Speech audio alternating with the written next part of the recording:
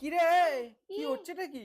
কি হচ্ছেটা কি মানে তুই দাঁড়িয়ে দাঁড়িয়ে ভিডিও করতেছিস? আমি এই কাজ করছি, আমি পারবো না কোনো কাজ করতে, দেখবি?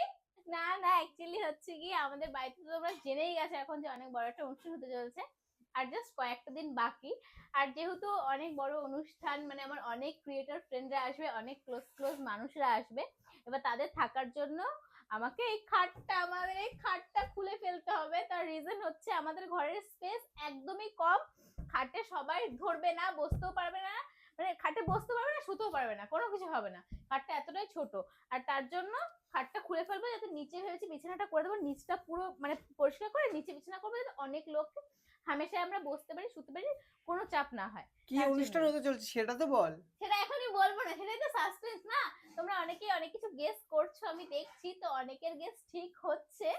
তো আমি বলছি না সেটা যে কি অনুষ্ঠান, বাট গেস করতে থাকো, তাহলে জানতে পারবে। আর আমার ঘরের অবস্থা জাস্ট দেখো, চারিদিকটা কত নোংরা, মানে নোংরা হতে কি, সব বক্স, আমার প্রোডাক্ট থেকে শুরু করে সমস্ত কিছু, মেকআপের জিনিস সবকিছু ছিল এই খাটের নিচটায়।